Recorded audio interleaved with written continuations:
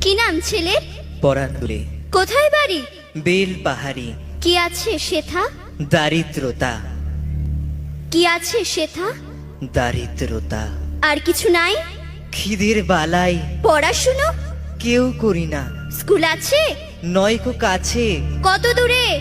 দেবান্তরে। Master কটা? মোটে একটা। স্কুল চলে? গোলেমালে। বাবা আছেন?